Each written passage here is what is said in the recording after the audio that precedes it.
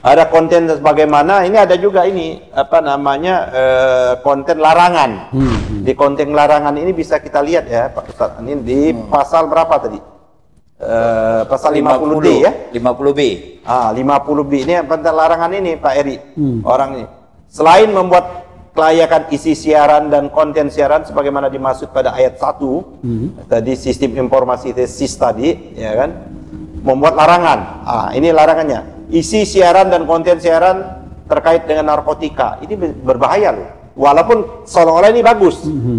Jadi kalau kita mengisi ini kan kena samar nih, isi siaran, konten siaran. Kalau memberitakan tentang ada narkoba, gembong narkoba atau macam-macam yang berhubungan dengan narkoba, nggak boleh. Bagaimana itu harusnya diberitakan loh, gitu kan, diteriakkan. Memang betul, Dewan Pers ini kan menangani seluruh persoalan-persoalan pemberitaan atau tulisan-tulisan yang sifatnya jurnalistik terkait dengan etika. Begitu, etika, kode etik jurnalistik itu harus betul-betul dijaga oleh Dewan Pers kan. Nah, termasuk dalam hal ini penyiaran, televisi, radio, apa semuanya yang elektronik itu di bawah tanggung jawab Dewan Pers. Nah, kalau misalnya tentang akan ada revisi undang-undang penyiaran, itu bagian dari pada Dewan Pers juga. Artinya Dewan Pers pasti akan cawe-cawe, pasti akan protes terhadap tadi beberapa pasal dan ayat-ayat yang sifatnya tadi ada 4, narkoba, kemudian pembunuhan atau kemudian perjudian, termasuk yang investigatif, itu pasti akan melalui Dewan Pers, walaupun di televisi ataupun radio yang elektronik penyiaran.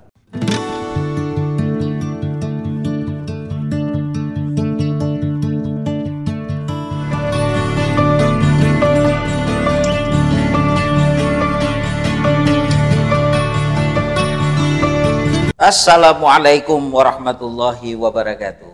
Waalaikumsalam warahmatullahi wabarakatuh.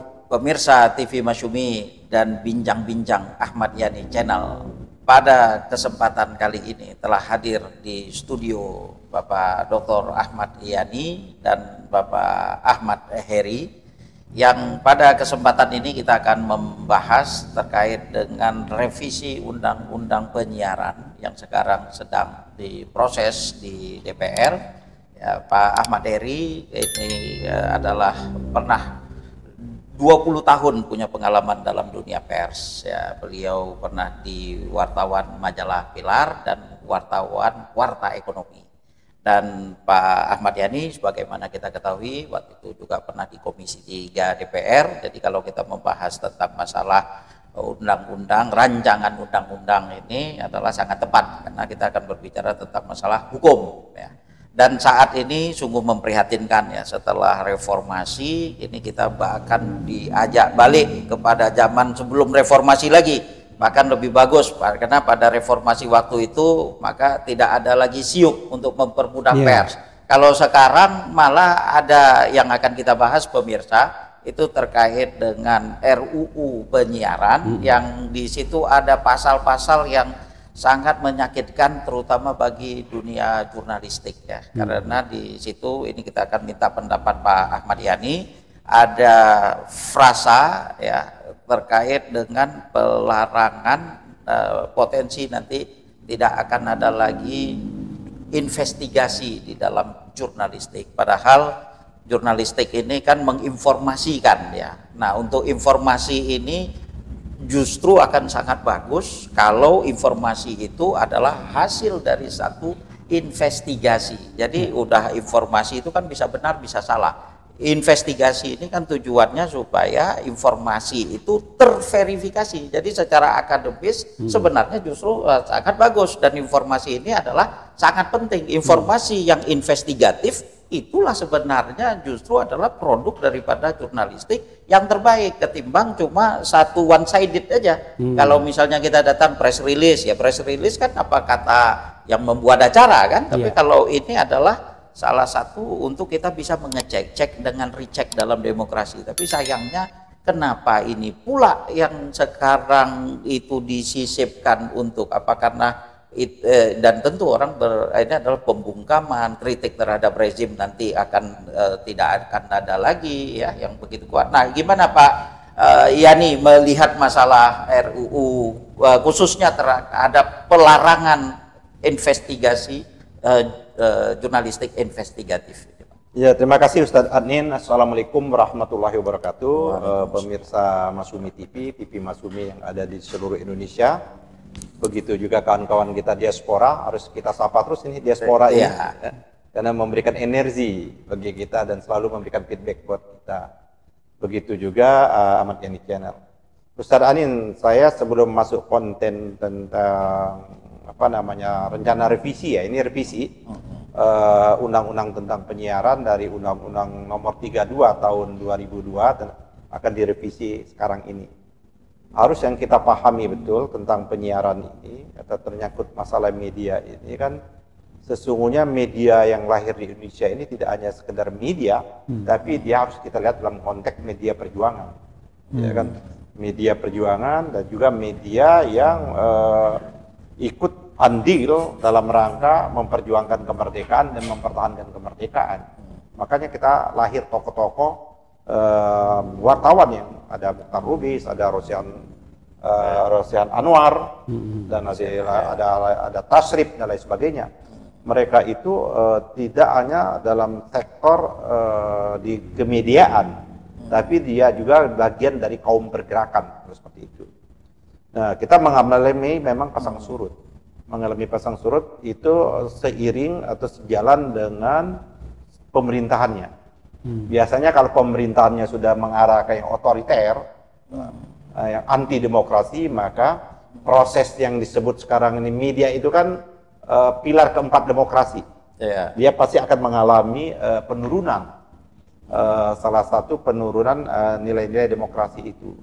Dan kalau kita mau jujur, 9 tahun ini, ya 9 tahun sejak zamannya rejim ini, indeks demokrasi kita menurun, itu salah satunya adalah tentang masalah penyiaran ini, di samping hal-hal yang lain seperti itu. Nah, kita mengetahui zamannya Orde Lama, pada waktu kekuatannya Soekarno sudah mulai menjadi satu di tangannya, menjadi otoriter pada waktu itu, memang banyak sekali media-media mengalami nasib yang naas seperti itu. Nah, zamannya Orde Baru awal bagus, ya kan? Tapi tak kala kekuatannya Soeharto sudah mengkonsolidasi dan menjadi kekuatan yang betul-betul tanpa kontrol, berapa banyak media-media yang menjadi mati dia. Kita ingat media yang dimiliki oleh Masumi dulu, ya kan, luar biasa tuh. Masumi itu bukan, Masumi itu punya media itu media Masumi Abadi. Ya kan? Koran Abadi kan, medianya Abadi itu kan di Bredel Orde Baru itu tak kalah peristiwa adalah peristiwa tahun 70-an, 74. Yang 74. Pada waktu yang bersamaan media Indonesia Raya ya kan juga di Bredel pada waktu itu. Nah, karena ditutupnya media Masumi pada waktu itu Abadi dan duta kalau nggak salah NU, NU yang luar biasa, 3 besar atau 4 besar itu ditutup habis. Kompas belum ada apa-apanya. Dengan tutup habis baru Kompas yang merangkak menjadi media yang besar. Muncul juga Orde Baru itu, Tempo dan sebagainya. Nah, kita mengetahui proses media ini dimatikan, dibunuh itu pasti media itu memberitakan hasil tidak hanya sekedar liputan, tapi yang melakukan namanya investigasi, yang menurut pasal perubahan ini akan dilarang seperti itu. Investigasi itu tentu eksklusif mereka. Tempo mati, dulu kan ada 3 Tempo, terus editor dengan Detik. Itu tak kalah mereka melakukan investigasi tentang pembelian kapal. Kapal zaman pada waktu itu, zamannya kapal itu kan melakukan rame beritanya. Pak Harto marah, tutup ya kan Tempo. Hasil investigasi itu juga kalau tidak salah di samping itu kan menyangkut masalah nasional. Tapi ada juga yang koran lokal yang melakukan investigasi yang selama ini tertutup sedemikian rupa yang menyebabkan wartawannya mati. Udin. Udin itu wartawan di Jogja. Iya, di Jogja. Dia bagaimana ada konspirasi membunuh itu tertutup tapi dibongkar sama Udin. Akibatnya Udin mati kan. Belum lagi ada wartawan di Sulawesi dan lain sebagainya. Marsina, kasus Marsina itu terbongkar karena ada investigasi eksklusif yang dilakukan oleh media. Nah, itu masa kelam lah Orde Baru. Tumbang Orde Baru, itu masa emasnya awal-awal itu yang namanya pers. Dulu kan harus ada SIUP ya Pak Eri? Iya. Itu surat izin usaha penyiaran, penerbitan. Sehingga kalau ancaman SIUP itu dulu Menteri Penerangan itu betul-betul algojo. Lalu SIUP-nya dicabut, sudah habis mati dia. Nah, reformasi, saya kira kita harus memberikan apresiasi yang tinggi kepada Presiden Habibie pada waktu itu. Salah satu dia adalah membuka keran yang namanya untuk mendirikan media itu tidak perlu lagi namanya SIUP. Maka berdirilah begitu banyak media-media, dan Menteri Penerangannya pada waktu itu pernah jadi Sekjen P3 itu, tentara ini. Yunus Sofia itu Menteri Penerangan, dialah membuka keran, maka lahirlah yang namanya Undang-Undang Penyiaran pada waktu itu, lahirlah yang macamnya bagaimana kalau ada sengketa dan lain sebagainya melalui Dewan Pers. Itu sejarah. Nah, sejarah yang begitu bagus ditorehkan oleh reformasi. Reformasi ini juga mengorbankan tidak hanya nyawa, uang, tapi mengorbankan nyawa juga seperti itu. Nah, yang sekarang ini dicoba dengan RUU ini ingin ditutup lagi keran itu. Nah, ini yang berbahaya.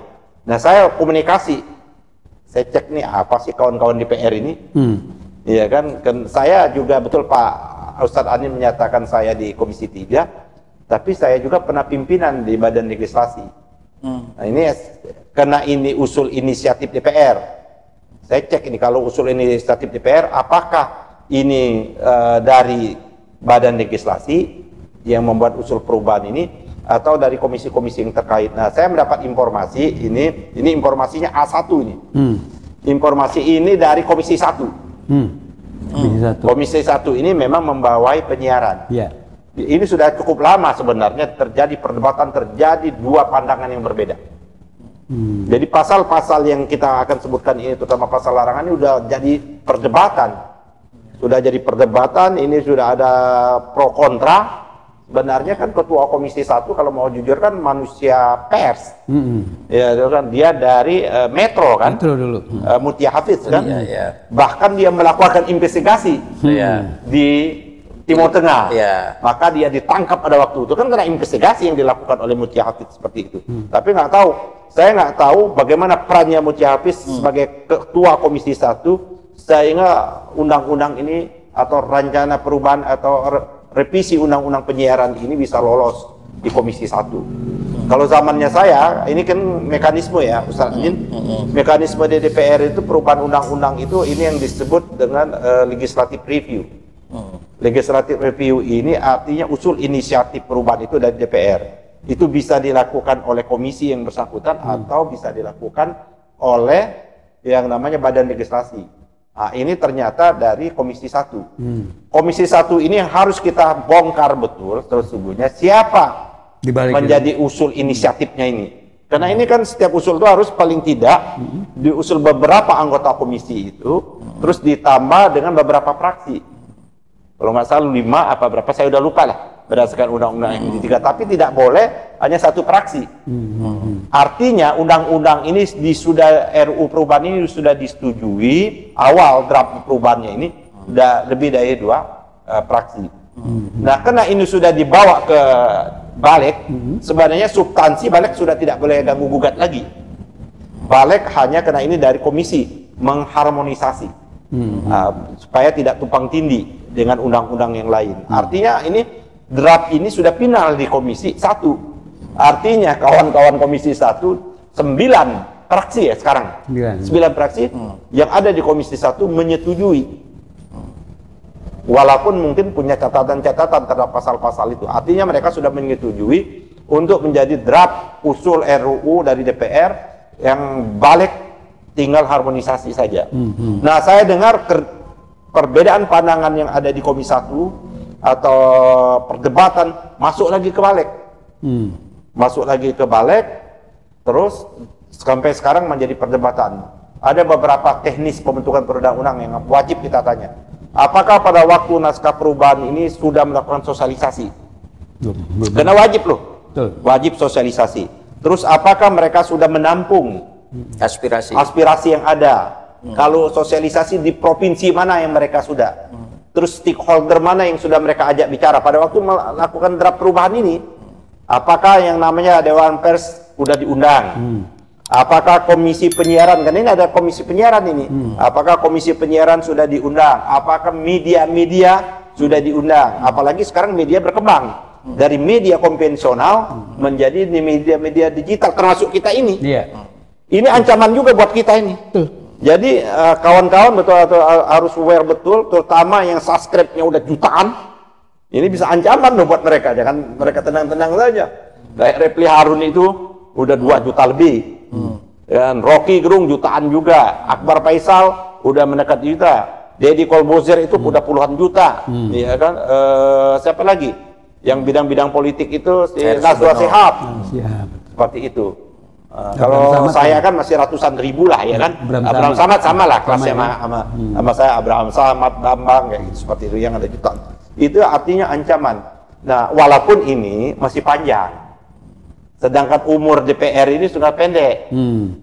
Ya, kalau saya ini nggak akan selesai. Tapi yang harus dilihat, harus kita lacak betul motif dan siapa di balik itu.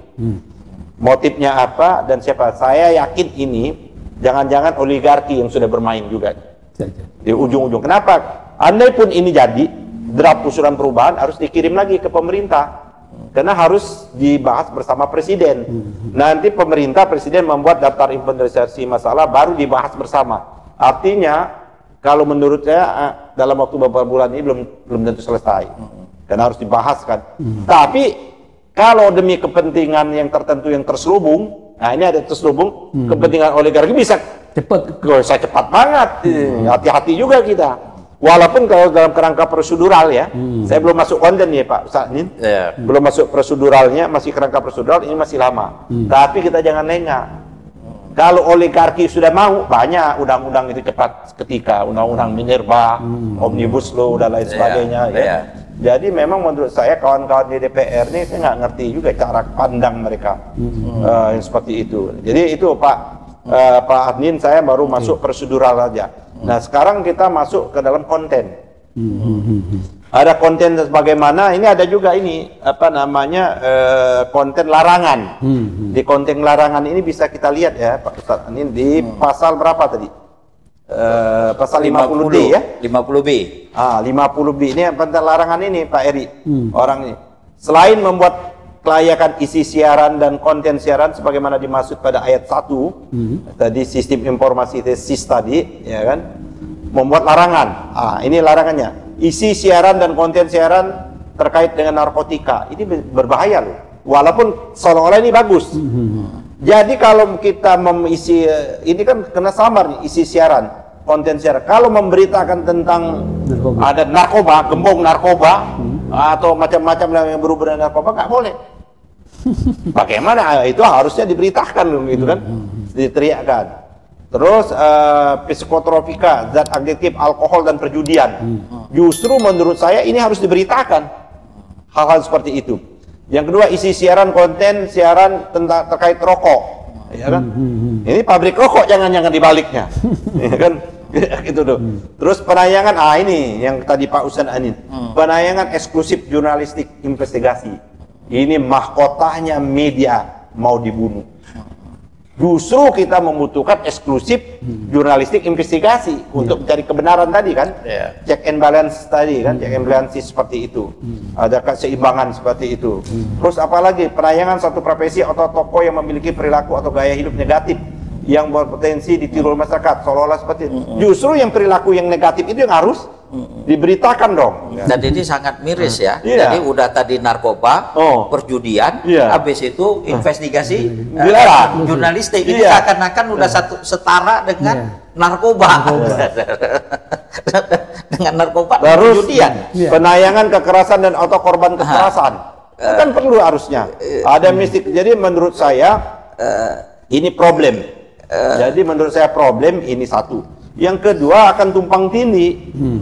Kalau katanya ini dalam rangka ini supaya tidak terjadi narkotika, psikotropika, kan sudah ada undang-undang lain. Sudah ada undang-undang tentang narkoba, sudah ada undang-undang yang tentang psikotropika, zat aktif, alkohol, sudah ada undang-undang tentang perjudian, sudah ada. Konten dan ngerokok sudah ada undang-undangnya. Tapi kan begini Mbak Yani, ini aneh ya. Kita tadi yang ayat 1 bisa dibilang tentang narkoba, yang kedua tentang perjudian, yang keempat tentang kekerasan. Ada yang masuk tentang investigasi, yang hubungannya investigasi dengan narkoba, dengan logikanya, ini kan logikanya nggak masuk gitu loh. Kok bisa nongol di situ? Kan kayak penyusupan. Saya takut ini disusupkan di samping tentunya kekuasaan yang tidak mau dikontrol, ada para oligarki yang lagi bersembunyi, takut lagi diinvestigasi. Contoh yang hari ini lagi rame-rame nih tentang yang namanya program strategi nasional, yaitu pengembangan PIK 2. Ya kan itu harus diinvestigasi. Bagaimana tanah yang harganya jutaan, ya kan, mau diganti 50.000, seperti itu kan harus diinvestigasi siapa yang bermain dan sebagainya. Pelanggaran banyak undang-undang yang ada di situ, peraturan ya kan. Contoh kayak kasus Rempang, kan itu melalui investigasi. Betul. Saya yakin jangan-jangan ini sengaja ini para oligarki ini, di samping tentunya orang yang anti kritik yaitu para oligarki di balik ini. Kita mau kesimpulan, ini oligarki. Kalau bahasanya Pak Luhut apa? Toksik. Ini berbahaya. Ini Pak Prabowo harus betul aware, betul ini kan akan ancaman loh buat Pak Prabowo sendiri seperti itu. Sangat miris saja. Berarti ini penghinaan justru kepada para jurnalis ya. Udah bicara tentang narkoba, perjudian, kekerasan, jurnalis investigasi dimasukin coba. Jadi Pak Ustadz Adin, seluruh yang dimaksud larangan-larangan ini sudah ada undang-undang yang mengatur tersendiri. Kenapa? Apa urgensinya lagi mau dimasukkan di dalam perubahan undang-undang penyiaran ini? Kalau saya lacak ini, bisa kita lacak nih. Nah, kalau media melakukan investigasi, ya kan, investigasi eksklusif tentang ini, kan bisa. Tempo kan luar biasa. Bagaimana Tempo bisa membongkar? Ya kan kita Tempo lah. Kasusnya Paman, kan Paman di MK, rapatnya sekian hari ini masuknya itu kan investigasi. Ternyata ada skandal. Kasus meloloskan Gibran, kan tidak mungkin kita hanya melalui hoax, kan harus hoax tapi harus melakukan investigasi. Tetap aja harus melakukan investigasi. Itulah di dunia ini investigasi. Watergate, kan itu melalui investigasi juga. Dan itu akademis. Itu kan ini dunia akademis juga dihina ya kan. Investigasi itu kan artinya cek ya kan. Memverifikasi kan juga. Check and balance system itu. Terima kasih Pak Yani ya. Ini ke Pak Ahmad Eri. Di antara juga yang menjadi isu terkait RUU ini adalah ketika menimbulkan kesan kalau ada perselisihan itu kan selama ini ke Dewan Pers ya kan. Nah ini dimunculkan sekarang ada lagi yaitu Komisi Penyiaran. Nah ini kan akan terjadi tumpang tindih ya. Kenapa sih, apa kekurangan Dewan Pers itu sehingga harus memunculkan lagi Komisi Penyiaran? Di mana ini persoalannya Pak? Pertama yang pasti terkait dengan larangan untuk memberitakan berita-berita eksklusif yang hasil investigasi itu sama saja istilahnya menafikan yang namanya profesi wartawan, media apa semua memang harus investigasi, harus betul-betul eksklusif. Itu yang namanya media. Kalau nggak eksklusif, nggak investigasi, bukan media gitu ya. Itu satu. Yang kedua yang mau saya sampaikan juga, memang betul Dewan Pers ini kan menangani seluruh persoalan-persoalan pemberitaan atau tulisan-tulisan yang sifatnya jurnalistik terkait dengan etika. Gitu, etika, kode etik jurnalistik itu harus betul-betul dijaga oleh Dewan Pers kan. Nah, termasuk dalam hal ini penyiaran, televisi, radio, apa semuanya yang elektronik itu di bawah tanggung jawab Dewan Pers. Nah, kalau misalnya tentang akan ada revisi undang-undang penyiaran, itu bagian dari pada Dewan Pers juga. Artinya Dewan Pers pasti akan cawe-cawe, pasti akan protes terhadap tadi beberapa pasal dan ayat-ayat yang sifatnya tadi ada 4 narkoba, kemudian pembunuhan atau kemudian perjudian, termasuk yang investigasi, itu pasti akan melalui Dewan Pers, walaupun di televisi ataupun radio yang elektronik penyiaran. Nah, yang saya ingin sampaikan, kalau kaitannya dengan RUU hasil mau merubah undang-undang penyiaran ini, itu kan pendekatan hukum, aspek hukum. Ya. Dewan Pers pasti akan lebih memperhatikan, harusnya seperti yang tadi 4 hal tadi itu, harusnya itu melalui aspek etikanya yang dilihat gitu. Apakah pembuat undang-undang dalam hal ini DPR balik atau apa nggak mikir tentang etika, bahwa yang namanya pers itu, yang namanya media itu memang harus memberitakan eksklusif, harus yang namanya investigasi harus dilakukan. Nggak ada yang namanya pers hanya hanya memberitakan hasil konversi press release itu bukan wartawan. Konversi pers atau press release itu paling rendah itu. Paling mudah itu bukan wartawan yang pengertian kita gitu. Nah, yang masalah jadi sekarang nih, kita tadi udah disinggung oleh Pak Ketum bahwa memang demokrasi kita ini yang 4 pilar, kan pilar keempatnya pers memang lagi dibajak. Ya, pembajakan betul-betul demokrasi kita, walaupun istilahnya kemudian yang terbunuh kan tuh demokrasi demokrasi dibajak kemudian dibunuh, walaupun melalui mungkin secara prosedural melalui undang-undang seperti yang kemarin pemilu, kecurangan pemilu itu kan prosedural betul, melalui MK, melalui apa gitu. Tapi kita nggak tahu bahwa itu justru pembunuhan demokrasi gitu, justru pembunuhan daripada, kalau yang kaitannya dengan sekarang ini ya betul-betul dianggap mematikan pers, mematikan ya wartawan, nggak ada lagi profesi wartawan lagi. Padahal sekarang justru lagi rame-ramenya ya wartawan-wartawan yang independen, yang sendiri, dia menjadi penyiar media sosial. Ya, bukan melalui media sosial ininya. Jadi betul-betul wartawan independen sendiri bergerak tanpa ada media, itu justru targetnya adalah investigasi. Mereka tuh investigasinya, yang saya khawatir ini sama aja istilahnya memang sama gini Pak Ahmad Eri ya, kalau Pak Ustaz Anin. Bagaimana sahabat kita dulu menginvestigasi kilometer 50, Edi Mulyadi.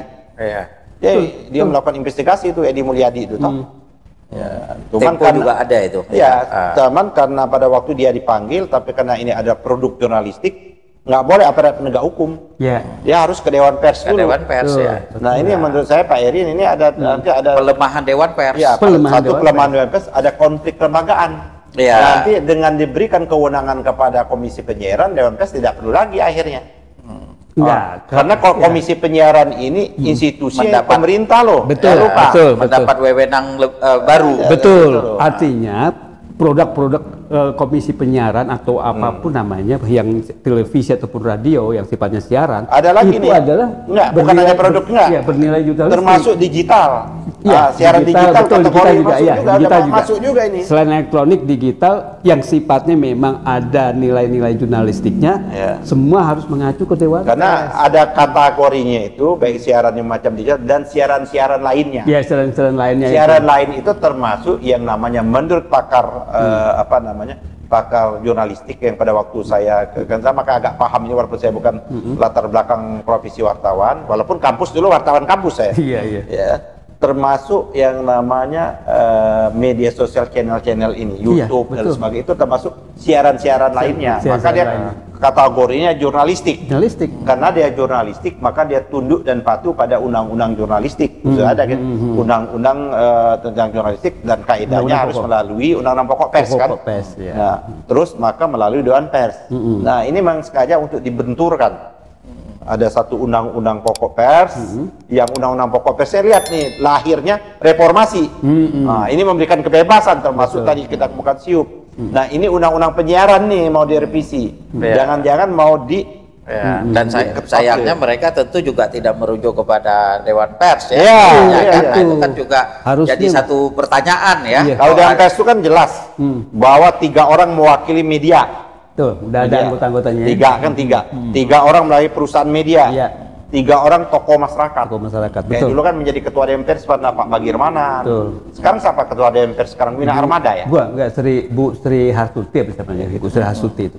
Jadi pemirsa, waktu kita terbatas, ini tentu banyak sekali sebenarnya yang kita masih bisa melihat ya, ada politik, kepentingan politik di balik undang-undang ini, ada banyak keanehan tadi kita ngelihat, nggak nyambung itu secara logika dan sangat sadis ya, meletakkan investigasi jurnalistik yang nilainya itu adalah yang tertinggi, bahkan ibaratnya dimasukkan di antara tadi larangan, bahkan disebutkan sebelumnya itu terkait dengan narkoba, kemudian perjudian, kekerasan, pembunuhan dan lain sebagainya. Kok bisa itu masuk di situ kan? Dari situ aja udah satu pembodohan ya, terhadap baik itu anggota dewan, kalau mereka betul teliti ini kok bisa muncul di situ kan? Dan juga kepada insan akademis, bagaimana investigasi ini kan di mana-mana adalah investigasi dalam ininya ketika sama lagi Ustaz Anin, kita nggak boleh menyiarkan pola hidup negatif tokoh-tokoh.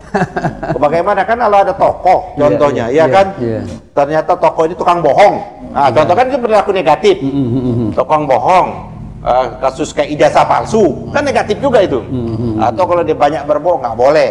Jadi ini berbahaya sesungguhnya. Atau tokoh-tokoh politik itu melakukan kekerasan seksual, ya kan, atau kekerasan macam-macam lah, nggak boleh lagi disiarkan itu.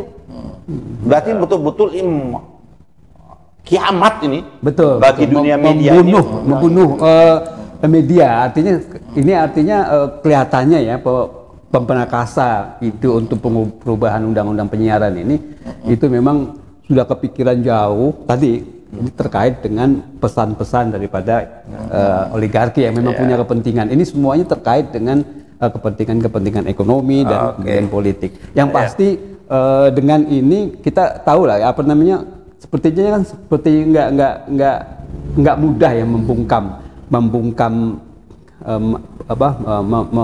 memelihara kebungkaman, kecuali memang yang dibungkam itu adalah kebohongan. Nah, artinya maksud saya kalau misalnya memang dia bohong pasti kan ditutup-tutupi, kemudian jangan sampai kebuka, jangan sampai terbongkar. Nah, itu yang terjadi sekarang ini. Jadi memang luar biasa. Ya, terima kasih Pak Ahmad Yani, Pak Ahmad Eri. Tapi kesimpulan kita Ustaz Anin, kita harus lawan ini. Kita harus lawan. Kita bagaimana Pak? Kita minta betul kepada DPR untuk menyetop pembahasan ini. Tidak perlu lagi melanjutkan pembahasan ini, di stop. Ya kan, karena sudah tersedia perangkat hukumnya untuk mengatasi ini semua. Jadi kecuali ada kepentingan terselubung di balik ini, ya kan, kecuali tidak ada undang-undang, tidak ada aturannya. Ini sudah ada, ini ada kepentingan politik, kepentingan para oligarki, kepentingan para toksit. Nah, ini yang akan masuk di dalam ini. Tidak ada lain, kita harus lawan ini dan kita teriak terus. Harus tiap hari kita bila perlu memberitakan ini betul. Sampai akhirnya DPR bisa menyatakan stop pembahasan. Itu bisa ya dari segi bisa banyak yang akhirnya stop pembahasan.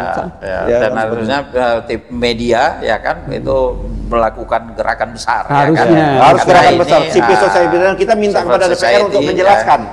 Kita minta kepada DPR, karena ini Komisi 1, minta kepada Komisi 1 menjelaskan di mana saja mereka sudah melakukan sosialisasi. Siapa saja yang kampus mana yang pernah dilakukan kunjungan, provinsi mana yang mereka lakukan, terus stakeholder mana yang sudah pernah diundang. Kalau enggak berarti ini memang penyelundupan. Gitu loh. Dan perlu dilakukan investigasi terhadap siapa pengusulnya. Kan? Siapa di balik itu ya? Produk jurnalistik daripada RUU ini. Sekali lagi terima kasih para narasumber kita, pemirsa Masyumi TV atau TV Masyumi, dan juga Bincang-Bincang Ahmad Yani Channel, dan juga para diaspora kita yang ada di berbagai negara.